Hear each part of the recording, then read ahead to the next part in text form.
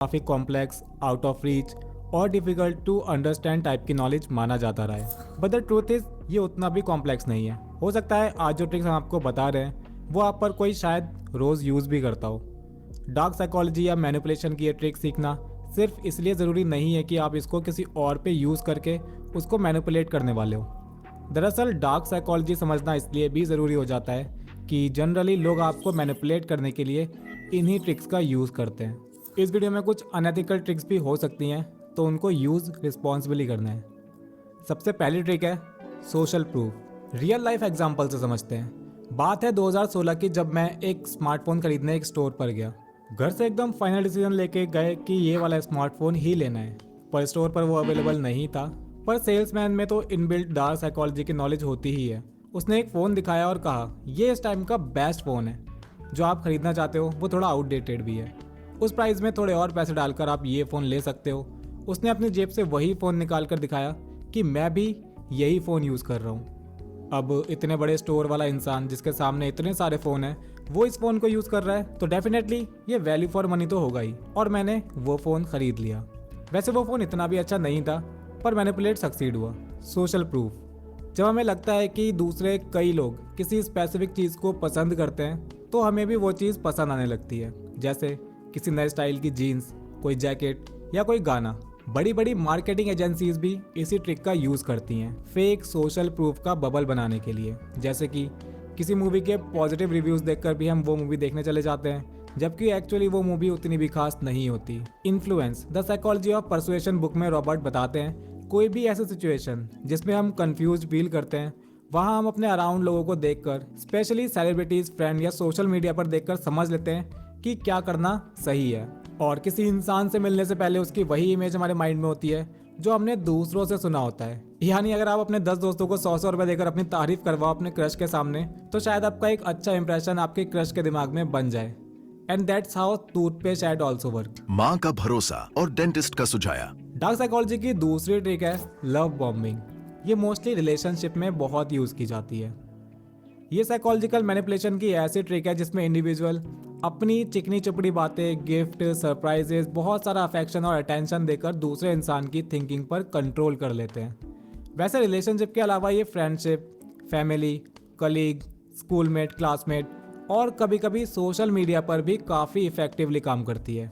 Love bomber एक हद से ज़्यादा अफेक्शन शो करता है, अटैच हो जाता है, बहुत ज़्यादा इंटेंस बॉन्ड क्रिएट कर लेता है, और जब उसे लगता है कि टारगेट अब अंडर कंट्रोल है, तब वो अपनी अटेंशन, अपना अफेक्शन और अपना प्यार कम करने लग जाता है।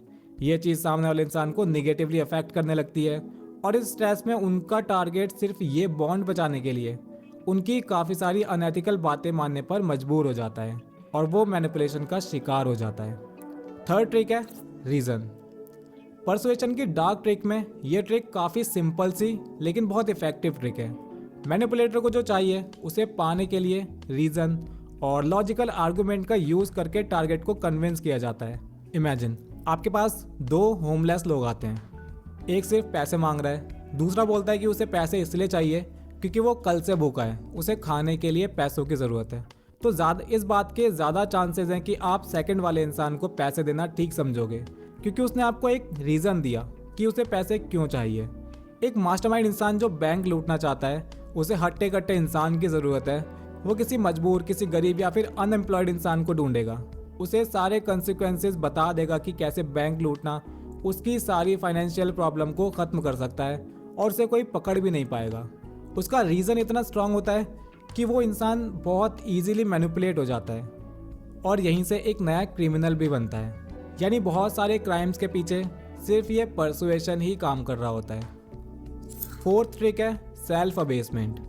सामने वाले इंसान को अपनी कोई भी बात मनवाने के लिए हमेशा एक स्ट्रॉन्ग पॉइंट होना ज़रूरी नहीं होता। ज़रूरी नहीं है कि सामने वाले इंसान को फोर्स करके, इंसल्ट करके ही अपनी बात मनवा सकते हैं, और इस बात को प्रूव करता है सेल्फ अबेसमेंट। मैनिपुलेटर को जो चाहिए वो पूरा करने के लिए खुद को हम्बल करते हैं, खुद की इंसल्ट कर लेते हैं। मोस्टली इसका यूज़ किया जाता है अपनी बात मनवाने के लिए, खुद पर भरोसा दिलवाने या फिर माफ़ी मांगने में, और कभी कभी रिलेशनशिप को स्ट्रॉन्ग करने के लिए। सेल्फ अबेसमेंट यानी जब हम खुद को इंसल्ट करते हैं, ये थोड़ा रिवर्स साइकोलॉजी से रिलेट करता है। जैसे आपका पार्टनर आपसे नाराज़ है, आपकी मनाने की पावर ही नहीं बची, यहाँ काम करेगा सेल्फ अबेसमेंट। इट गोज लाइक, बहुत बुरा हूं ना मैं, मुझे रिलेशनशिप संभालना ही नहीं आता, मुझसे बड़ा बेवकूफ़ तो कोई हो ही नहीं सकता। इस टाइप की 4-6 लाइंस मैनिपुलेट करने के लिए काफ़ी होती हैं, और स्पेशली रिलेशनशिप में लड़कियां अपनी थोड़ी सी बुराई करके बहुत सारी तारीफ करवाने के लिए यूजुअली इसी ट्रिक का यूज़ करती हैं। 5th ट्रिक है गो स्लाइटली रॉन्ग। साइकोलॉजिकल मैनिपुलेशन की एक कैप्टिवेटिंग स्ट्रैटेजी है जो नोटिस भी नहीं होती और हमेशा काम करती है। टॉप क्लास मैनिपुलेटर इसी ट्रिक का यूज़ करते हैं। इस ट्रिक में थोड़ी सी गलत इन्फॉर्मेशन पूरे कॉन्फिडेंस के साथ बताई जाती है, जिसके बदले में सामने से मैनिपुलेटर को राइट इन्फॉर्मेशन मिलती है, प्लस कुछ एडिशनल बातें भी पता लग जाती हैं।